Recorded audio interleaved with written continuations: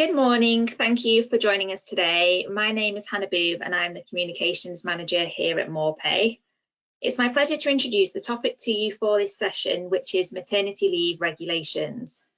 I'm sure you'll agree that barely a week goes by without an article relating to pregnancy and maternity in the workplace featuring in the news. And this is often around employers finding themselves at an employment tribunal because they haven't treated an employee fairly while on maternity leave. So, in today's session, Linda is going to take you through regulations around maternity and what best practice looks like when supporting employees through their pregnancy, maternity leave, and returning to work. So I've got just a few things to cover off before we get started this morning. You'll have all noticed that your microphone is on mute, but we do definitely want to hear from you, especially in the live Q&A session. So please do drop your questions into the question panel and we'll get through as many of them as we can at the end of the presentation.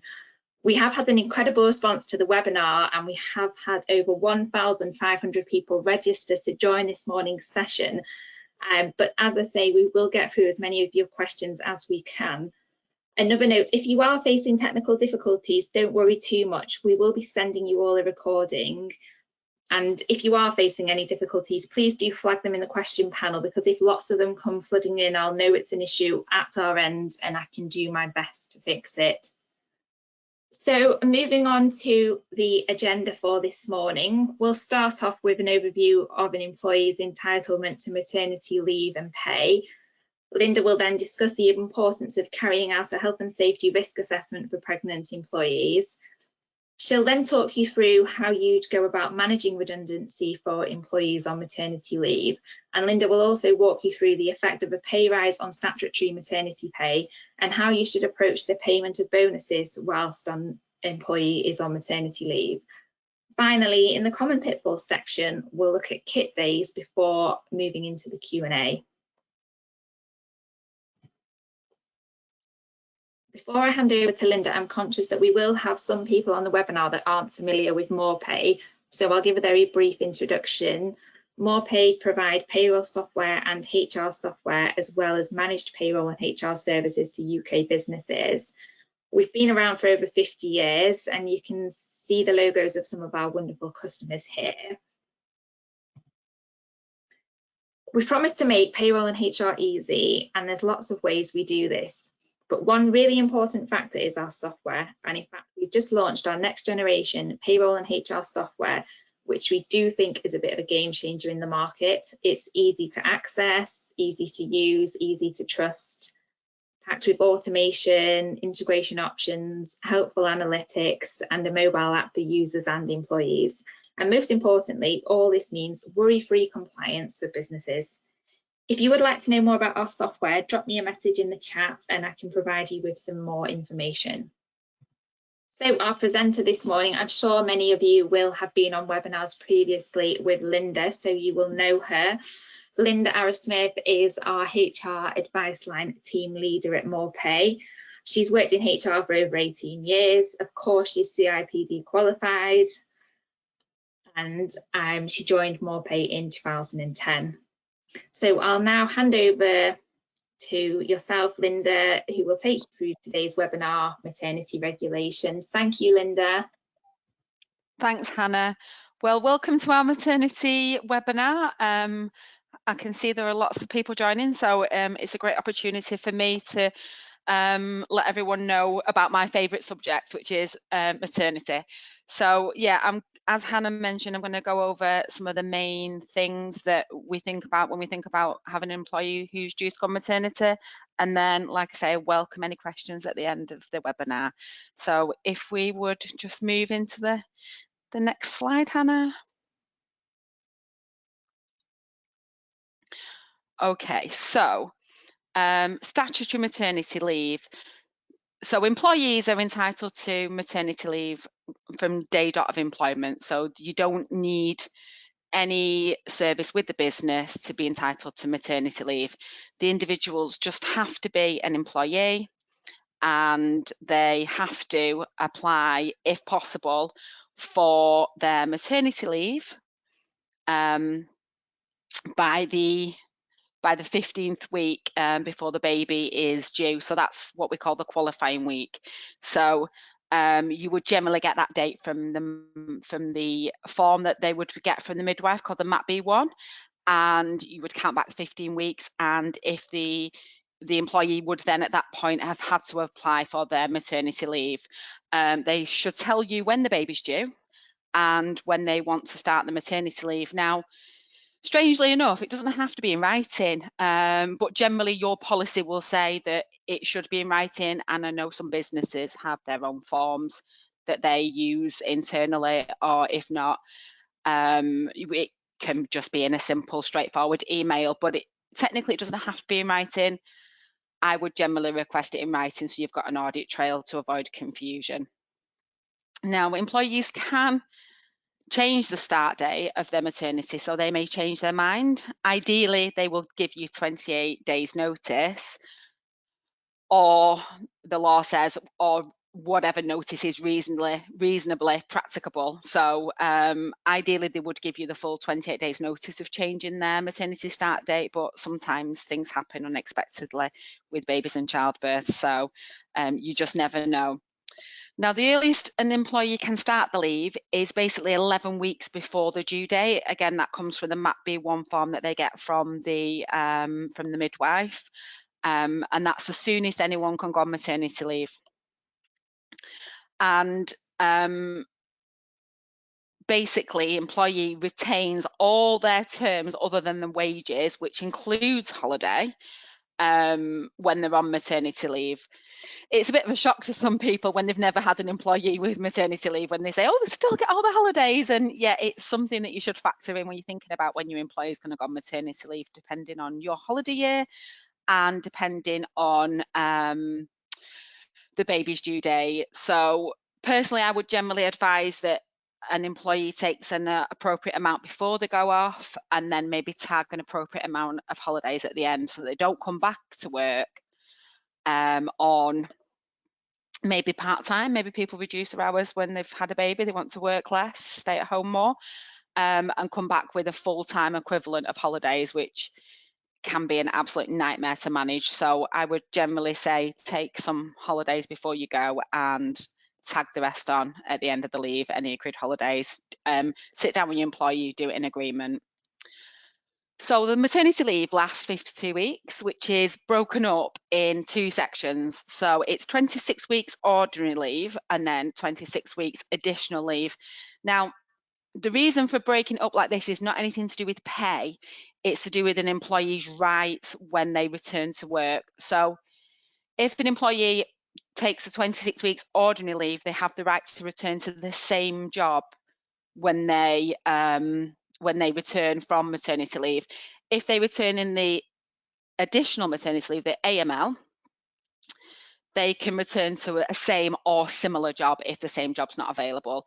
Now, things can happen while somebody's on maternity leave, and I won't go into that too much at the moment, but it can cause a bit of confusion, but that's why it's broken down into ordinary leave and additional leave, just to differentiate between same job or similar job. Every lady is entitled to 2 weeks compulsory maternity leave, and that is the 2 weeks straight away after childbirth is a minimum time that somebody should be off work after having a baby. If you work in a factory, that 2 weeks compulsory leave is 4 weeks. So it's worth noting that if you have if the employee works in a factory type environment, that 2 weeks is double, it's 4 weeks. What are your obligations? You're obliged to confirm maternity leave in writing legally, and that should be within 28 days. You should confirm the start and the end date of the maternity and any eligibility for statutory or contractual maternity pay. That needs to be in writing. If you're facing at the moment, we have all the templates for this, so come and speak to us after the webinar and we'll provide you with appropriate guidance notes and templates, but that's your legal obligation as employer to confirm that maternity leave in writing. And if an employee wishes to change the return to work date, ideally they'd give at least 8 weeks notice, and as long as you've confirmed the maternity leave in writing, you can insist on that 8 weeks notice. If you've forgotten to confirm the maternity leave in writing and you insist on 8 weeks notice of return, you could be in hot water. So it is really important to confirm that maternity leave in writing with the employee so that we are on the straight and narrow and we don't face any problems at the end of the maternity leave.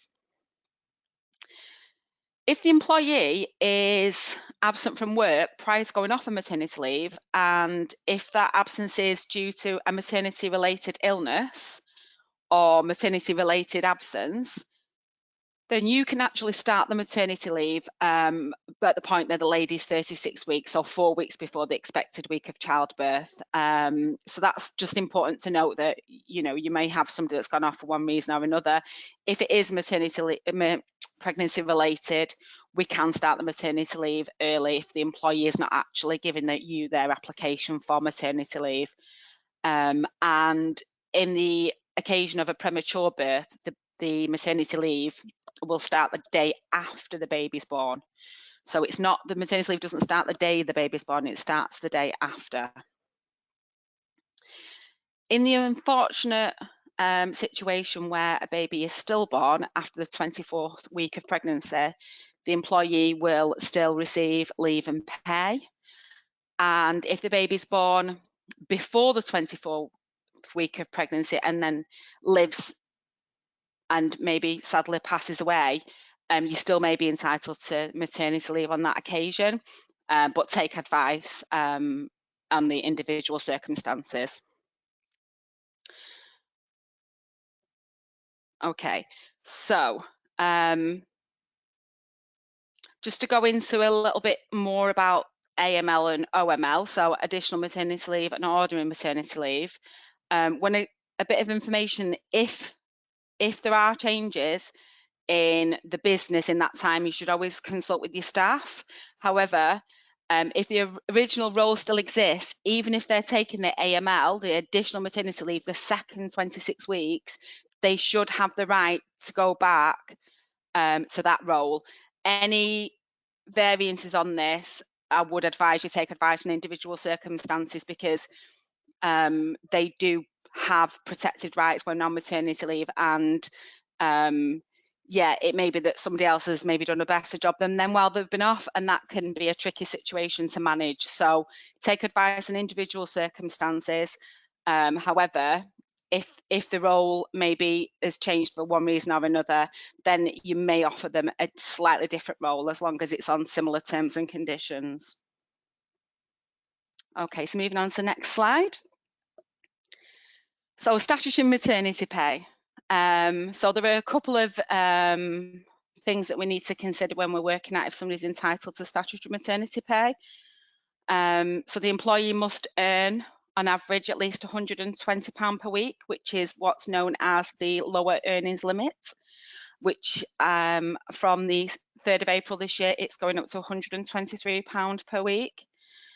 And that average earnings have to be earned in the 8 weeks prior to the qualifying week. And if you remember from our first slide, the qualifying week is the 15th week back from the expected week of childbirth.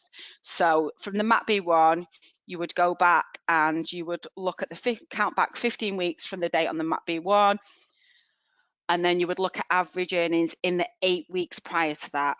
If the employees are weekly paid, that's easy. If they're monthly paid, you would look at the previous 2 pay slips, and you would look at gross earnings rather than net earnings.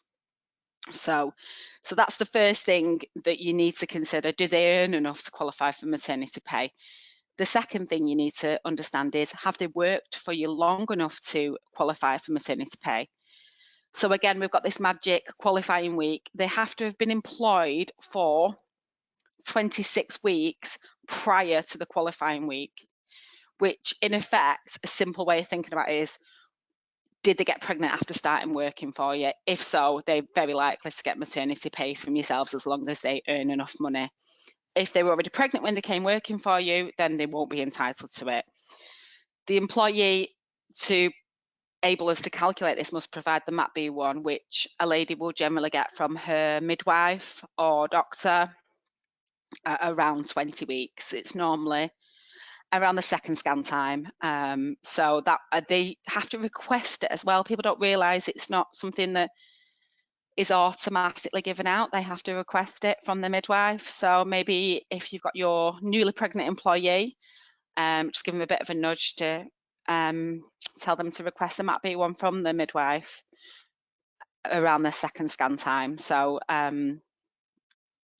yeah, it isn't automatically given out. So SMP, statutory maternity pay, is currently paid for 39 weeks, and that's broken up into 2 payments. So the first 6 weeks is paid at 90% of average weekly earnings. So if you remember, we just said working out the average weekly pay from the pay dates before, see, either the 8 weekly or the 4 fortnightly or the 2 monthly payments before the qualifying week, and they would get 90% of that average earnings for the first 6 weeks, and then they would get the remaining 33 weeks at the current SMP rate, which is £151.97, which is going to go up in April to £156.66. So yeah, it's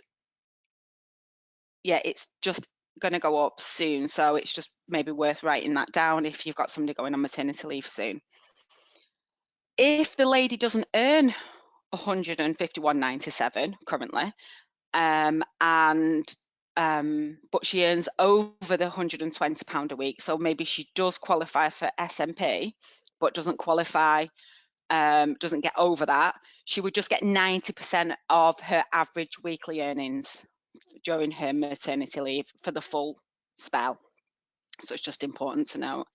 And most businesses can recover 92% of any SMP paid through payroll, so your payroll advisor should support you with that. Employers who qualify for small employer relief can actually reclaim up to 103%. Again, you may want to take advice from your payroll company. I've understood certain cases where small businesses are struggling, they've been able to get payment upfront for their employees' maternity leave. So it may be worth speaking to your accountant or your payroll team, or even the Job Centre Plus, see if you need it, if there's any support that they can provide. Now, if an employee works for 2 employers, they can actually receive 2 lots of SMP, and the employee can actually return to one job earlier than the other. So they can stay off maybe from their primary role, their bigger role, and maybe go back to maybe a more of a part-timer job, and still retain the entitlement for maternity pay from the job that they're still off. As long as they're not allowed to take up new employment, but they can return to one job if they had the job before going off on maternity leave.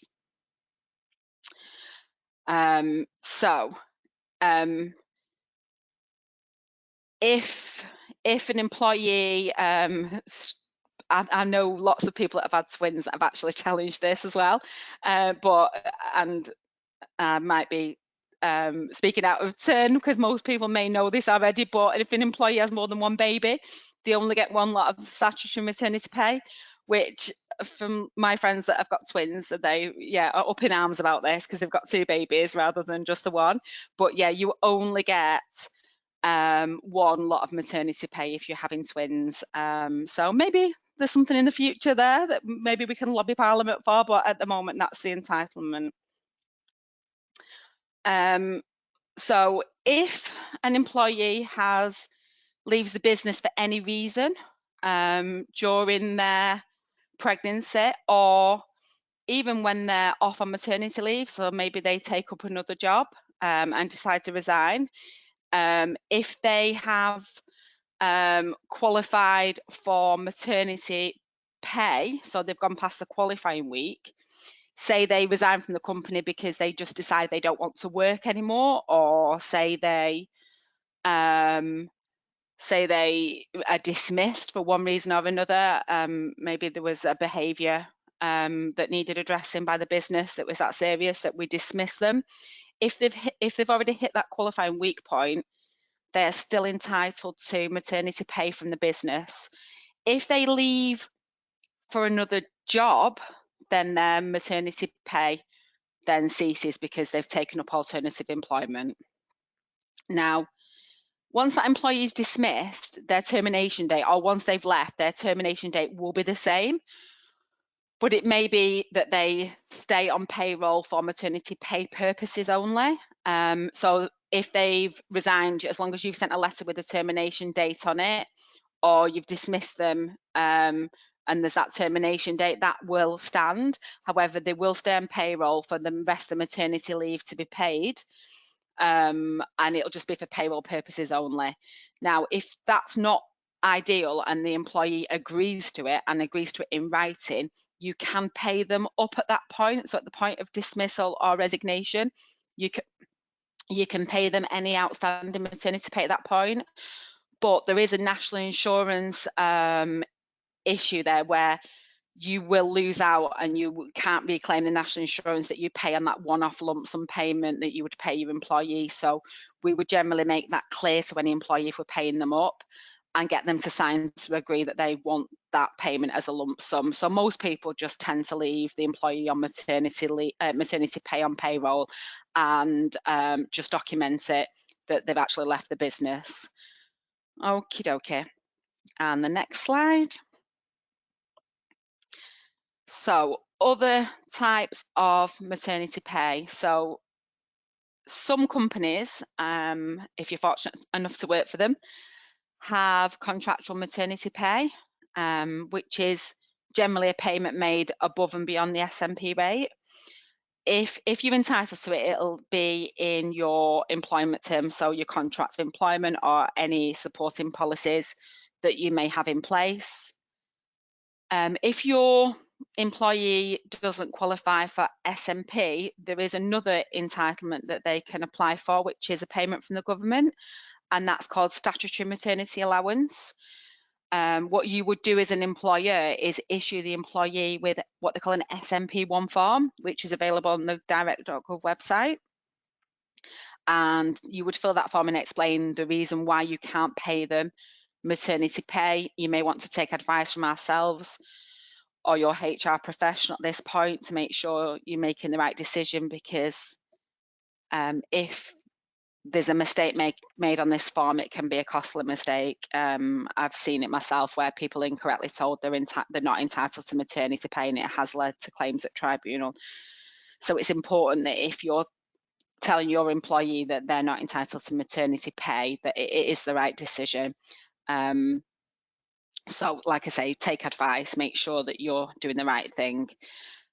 So this form, shall I say, should be given basically as soon as possible, but in the law it states that it should be within 7 days of your decision and 28 days from the request from the employee or the birth, whichever's earlier. So if the baby comes early, maybe some people don't know they're pregnant, so tricky situations, but you should have that form and give that form as soon as possible.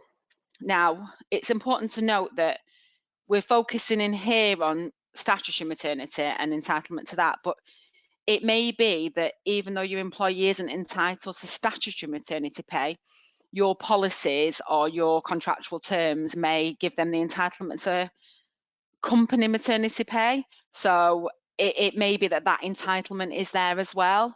So it's worth checking the terms of your policy to see what it says before, again, giving any decision.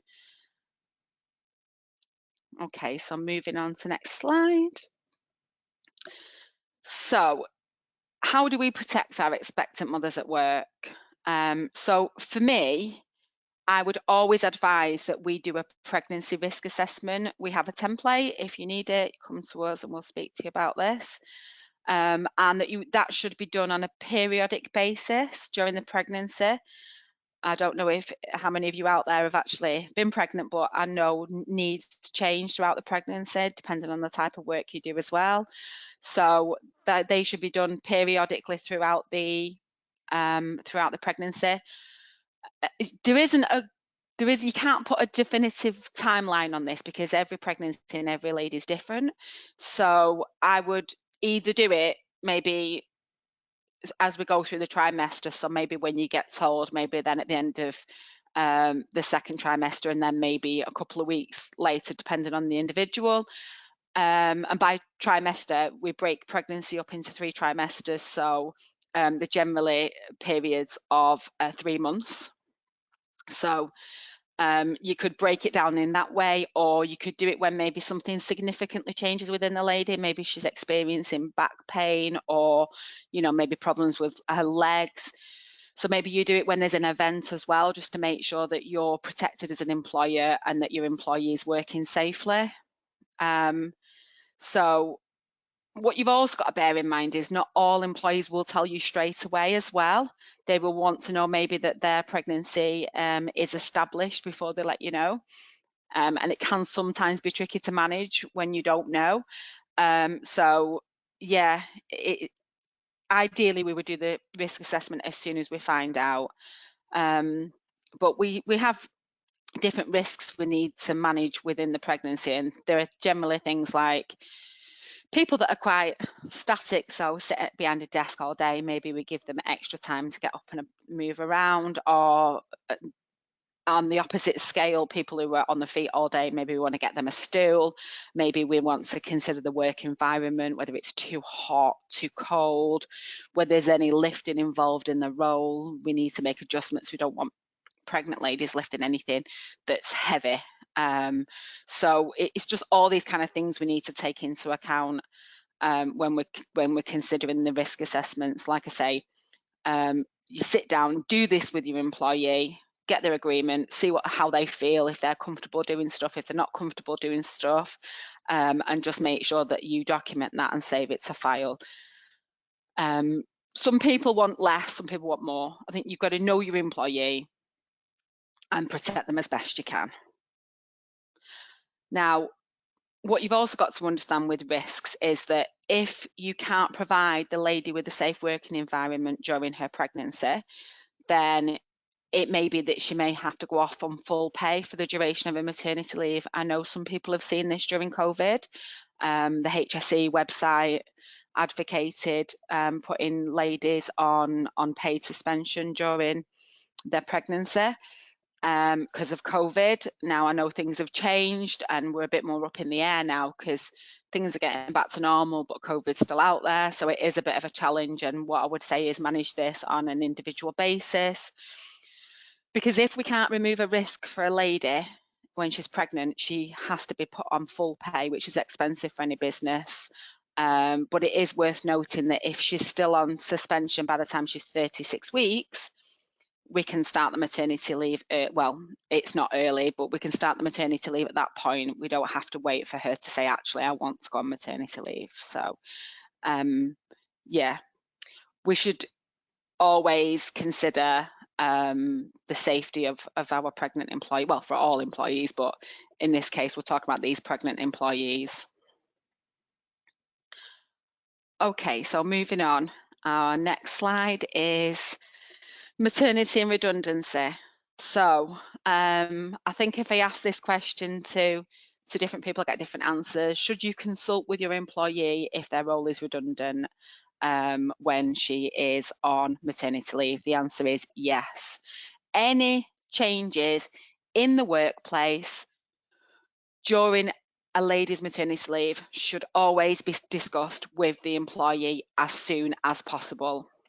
So they should be treated the same as any other member of staff, which includes being invited into meetings, or maybe they attend on the phone or Teams or WhatsApp. I think we've all found ways of dealing with staffing issues during the pandemic. It's kind of normal now to talk on camera phones and, to do things that we wouldn't normally have considered from a HR perspective in the past. A failure to consult with the staff basically could result in a claim, and it's difficult because they'd be sat there not knowing what's going on, and lots of things change, and then all of a sudden we come back to work and my role's gone. When did it go?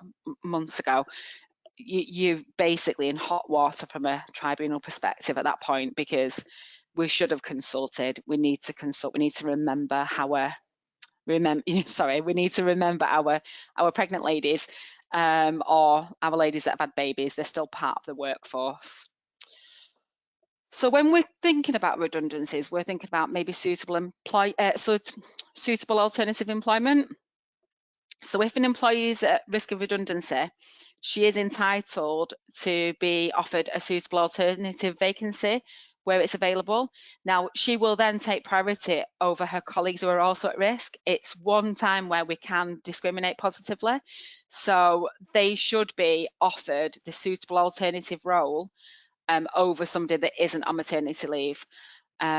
So it's your, as an employer's, responsibility to establish if a vacancy should be offered, but selection criteria can't be applied. So we can't score a lady who's off on maternity leave, because that would leave us open to many risk elements and potential claim at tribunal. If you do have a suitable alternative vacancy, it's just worth speaking to the staff member, the lady on maternity leave, and just checking in with her to see if it's something she would consider before getting too far down the process. So as with other high risk situations, I would advise that you do speak to your HR professional or ourselves at this point, just to make sure that we're doing the right thing. So moving on to pay rises during maternity leave. So this leading case has been in place for a number since 2005, which is a long time ago, but people tend to ignore it or not be aware of it. And it's called the Alabaster ruling. And basically what this says is that if there's a pay rise that is given after you've calculated their statutory maternity pay, so if the pay rise was initiated it could be any time during the maternity leave, that their 90% payments need to be reassessed, and any difference it can be paid as a lump sum to the employee. Now, in reality, it's not a huge amount of money, and normally your payroll professional will work this out for you. I know in my previous role, I worked for a fuels marketing company, and actually Morpay did my payroll, and they used to do this for me every year, so I didn't have to worry about it too much. But it is worth knowing that if there's a pay rise, the SMP, especially the 90% of the people that earn under the SMP amount, so their 90% may vary, their pay will change maybe for the entire time they've been off. So like I say, your payroll professional should be able to work that out for you. But it's just worth maybe making a note of it for future reference for when you're doing a pay rise. So moving on to the next slide. So does maternity leave affect bonus payments? This is probably one of the biggest things that causes confusion on maternity, is that is my employee on maternity leave entitled to her bonus while she's off? So an employee who is on maternity leave is entitled to contractual benefits whilst they're on maternity, apart from wages or salary. So anything that's considered remuneration, they're not entitled to. Anything that is a benefit, they are entitled to. And what this includes is so any bonuses from the time before they're on maternity leave, and strangely enough, again, a lot of people don't know this, but for the 2 weeks of the compulsory leave, they've been entitled to a prorated amount of bonus for them 2 weeks compulsory leave, and then any period after the maternity leave.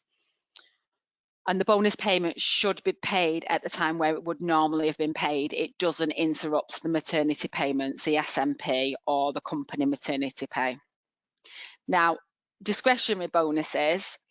So it's very, if a discretionary bonus is based on work, so physical input and activity that lady would have done while she was in work, then there's a question mark to say you may not have to pay it. However, if it's a company bonus or it's based on a department's performance, or it's just something it's based on the profits of the business, then that should be paid to the employee that's on maternity leave. So as long as it isn't considered remuneration, as long as it is a general bonus that most people will get anyway, then it should be paid to your lady on maternity leave. Okay, so keeping in touch days. So employees can work up to 10 days during the maternity leave without interrupting their maternity pay. They can be worked at any point apart from in the compulsory leave. They would generally be done in agreement with the employee. So the employee, if you want the employees to come in and do some training, you would ask the employee to see if they would be willing to come in and do training, or if the employee just wanted to come in to just familiarize themselves maybe with a new office or with some changes in systems. They can request that, and it would be great if you as an employer would agree that, so that the people don't feel like they're separated from work.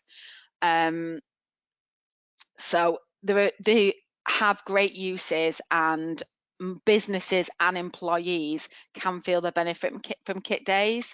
Now, like I say, people can work up to 10 kit days, and the employee and the employer must agree them. We agree what they're going to do, and we agree the payment. Now, a kit day could be an hour's work, or it could be a whole day's work. Once if you've worked an hour in one day, then that's considered a kit day. We can't accumulate the time, so it isn't broken down by the amount of hours somebody works. A day is a day, whether you work an hour or 7.5 hours. Like I say, maternity leave and pay isn't affected by kit days, and it's a great opportunity to keep the employee in the loop with anything going on in the business, because it's really important to ensure that we have reasonable contact with ladies on maternity leave, just so that they don't feel like they're forgotten.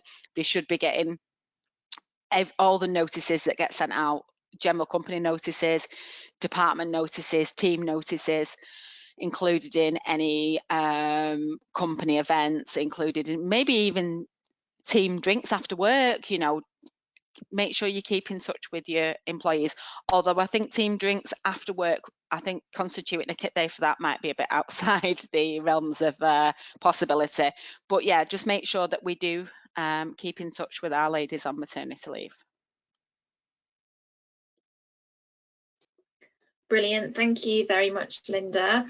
Before we move into the Q&A session, I just wanted to make you all aware of another webinar that we've got taking place on the 2nd of March. Obviously, this morning we've been through maternity from a HR perspective. Now, this webinar on the 2nd of March is going to be looking at maternity leave from a payroll perspective, specifically statutory maternity pay.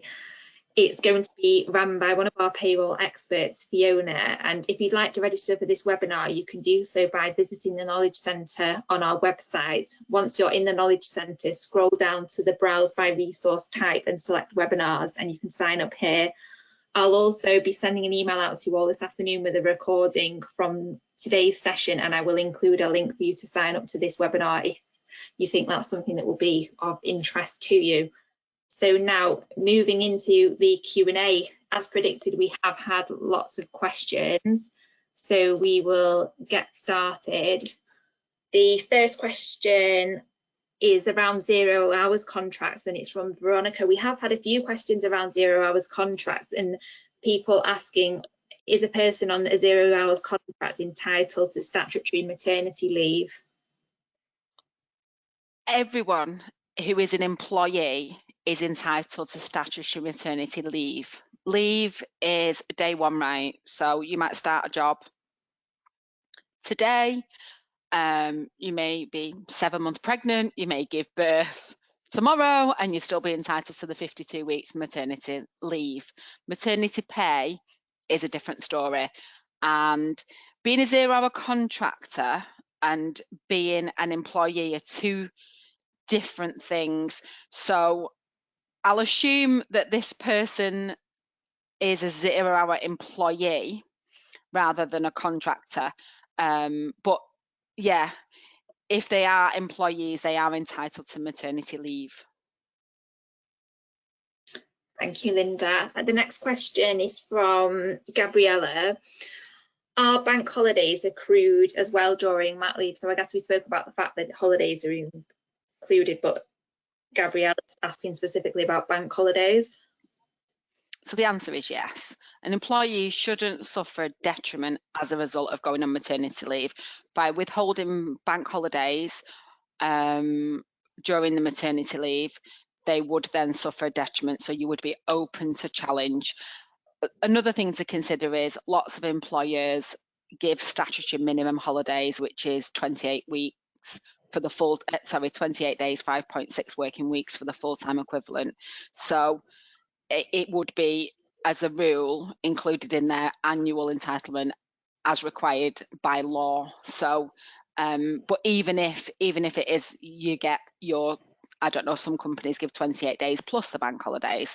And in that case, again, it goes back to the detriment situation. So you shouldn't suffer a detriment as a result of going on maternity leave. So make a note of the days and allow the employee to take a proportion before they go and then some at the end. And so they shouldn't suffer detriment as a result of having a baby. Thanks, Linda. The next question we've got is from Gemma, and Gemma's said, if the person is a remote worker and works from home, do you still need to do risk assessments? We do workstation assessments for remote workers, which is just a form that they fill in themselves. Would this be sufficient? Yes, I would advise that we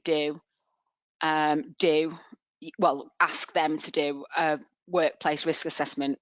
Whether you're at home or in the office, it doesn't matter, it's still your workplace. The business is still vicariously responsible for your health and well-being while you're at work, wherever that work may be. So it's the same if they go to sites. If possible, do a site-based risk assessment. You might have mobile workers that go to, I don't know, we have people that come in and clean the machines, the coffee machines. So, you know, you maybe do a mobile risk assessment for when they're cleaning coffee machines, what they should do before they go into each site. So, yeah, the workplace is the workplace, no matter where it is. I would advise that you do one. Thanks, Linda. The next question is from Rachel, and it's relating to redundancy. She's asked, a woman on maternity leave has priority, but what if you have another woman who is pregnant but not yet on maternity leave? Who would have priority? The lady on maternity leave. It's a bit strange, that question. And I would take advice on the individual circumstances because dates do matter in this type of situation. But the lady on maternity leave already would have priority because she's on maternity leave over the lady who is pregnant, strangely enough. But like I say, take advice on individual circumstances because the devil is always in the detail. Thank you, Linda. We have had quite a few questions around redundancy. We've also had one from Nicola who's asking, would attendance at redundancy consultation meetings need to be treated as a kit day payable at normal rate? So pay is agreed between both parties when you're on having a kit day. But yes, I would treat it as a kit day if you're bringing somebody in for a work-related meeting. Yeah. Thank you. We've also had another question from Rachel. She said she's been unofficially told about a pregnancy. It's very early days and nothing has been said officially yet. It's more just between friends and colleagues. But as her manager, because she knows, is she obliged to start the risk assessment or should she wait until it's being told to her officially? So my advice would be do the risk assessment. You know, you can't avoid the fact that you know. So do the risk assessment, just keep it confidential, do it privately. No one else needs to know about it. I've seen this quite a lot where people are friends as well as colleagues, and I'm not saying that in this circumstance it would happen, but people have their own interest at heart, and if it's not done and something goes wrong, you would, as a manager, be open to challenge. Well, you should have done it, you did know. Well, you only told me as a friend. Well, but you knew. So you can't get away from that. So I would always protect yourself and the business by doing that risk assessment, because you know. Thank you, Linda. That's useful. Next question is from Eleanor. She said, when does maternity pay have to start? I.e., does contractual maternity pay start from your due date, or can you take holiday for the first few weeks after birth? No. So basically, sorry, I was a bit blunt, but holiday cannot be taken during maternity leave at all. You can only take one type of statutory leave at a time as a rule. And I know furlough and holidays were a bit different in the early days, but generally as a rule, one type of leave at a time. Taking holidays would break maternity. And if you remember from one of the earlier slides, when you've just had your baby, there is that minimum 2 weeks compulsory leave. And at that point, you need to take that time off as maternity, not as holiday or any other absence that needs to be taken legally as maternity.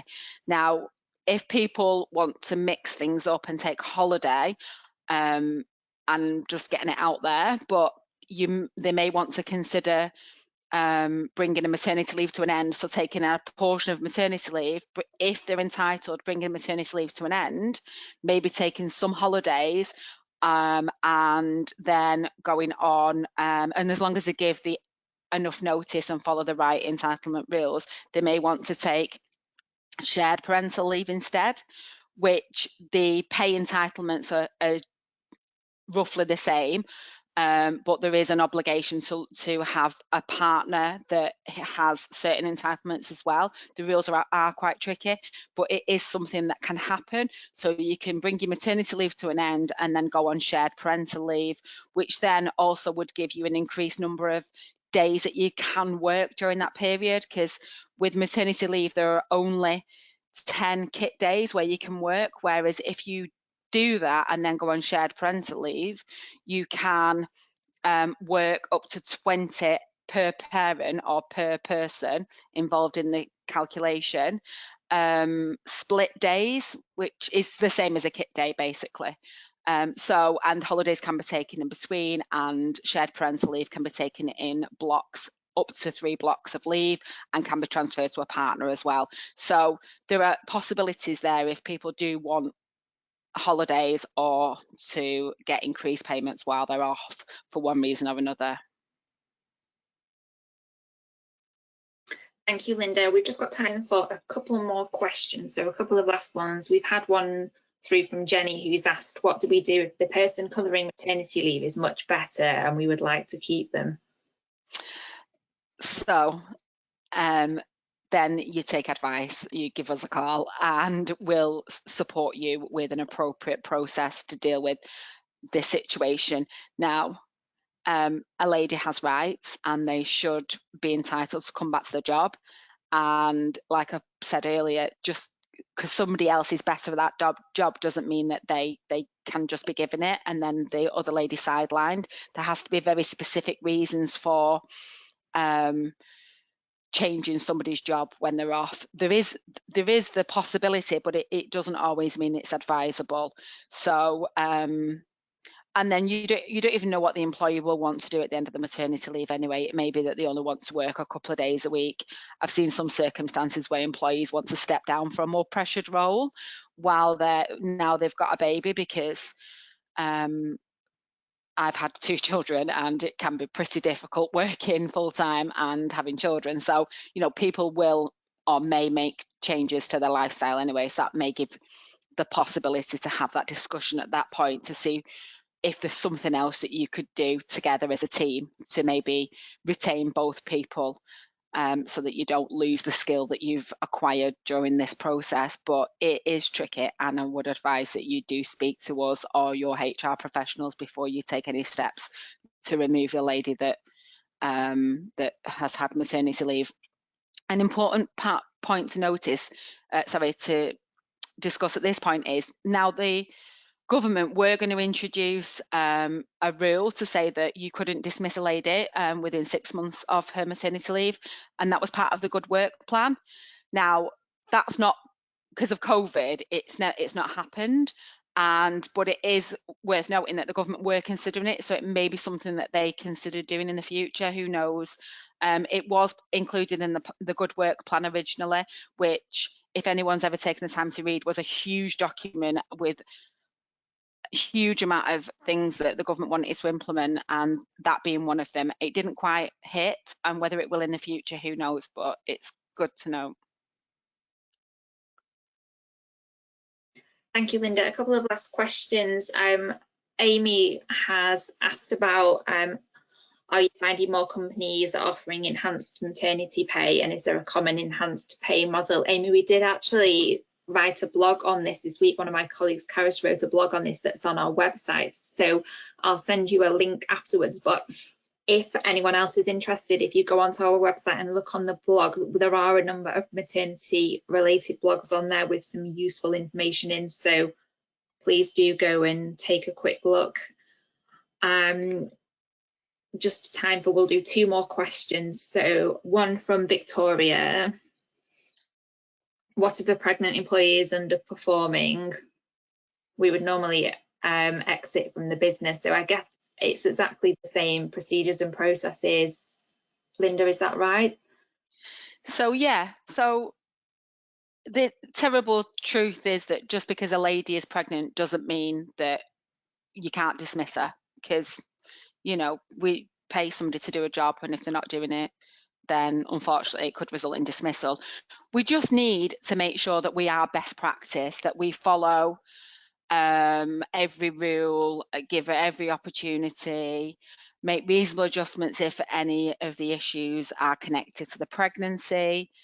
Yeah, it's not impossible. It is definitely harder, and we just have to be careful that everything we're doing is clear, transparent, auditable, and won't give us a headache should the employee challenge us at tribunal. But unfortunately, I have dismissed many ladies that are pregnant for numerous reasons. Being pregnant isn't a get out of jail free card. It is just additional protection in law. It doesn't mean that your employer can steal from you or falsify accounts or whatever's going on, or even just not do a job for no reason. So take advice on the individual circumstances, but you can definitely performance manage people even when they're pregnant. Thank you, Linda. All fantastic questions, and I found it really interesting. I'm sure the rest of you have as well. So one last question, which is from Teresa. She said that she's got someone returning from maternity leave, but they're changing their hours to part-time when they return. So in relation to the accrued holiday hours that they have to take, should she take the holiday before her hours are changed down to part-time or after? Definitely before, definitely. I've seen it so many times where somebody's gone from 5 days to 2 days, and they've come back with a whole year's worth of holidays, and it just means that your employee is not going to work for you for a long time because they've got that much holiday to take. So definitely take accrued holidays, agree that they take accrued holidays before reducing their hours down. And so, yeah, so that they're going to get it at full-time rate rather than the new part-time rate. Definitely before. Thank you, Linda. So we will close the questions off there. Thank you to everyone who did ask a question. And like I say, I will follow up this afternoon with a recording of the webinar and also a copy of the slides. So just very quickly before we finish today, I have mentioned the Knowledge Centre on our website a few times. If you haven't been on here, I do advise that you have a quick look. There's all sorts of resources on there that are all free to download. There's blogs, there's our employment law legislation guide, which is updated on a bi-monthly basis. And within here, you've got changes to legislation that you need to be aware of. You can download this in a PDF format. So do take a look on there. And finally, I would like to thank Linda for her time this morning. I'm sure you've all found it a really valuable session. We're always striving to improve our services, so we'd love to hear your thoughts on today's webinar. As you leave the session, a very short survey will appear on your screen, and we'd really appreciate it if you could just take a quick 2 minutes to complete it. There's only a couple of questions, so it won't take long. And like I say, I will follow up with you all this afternoon. So thank you very much for attending the session this morning, and thank you to Linda. Thanks, guys.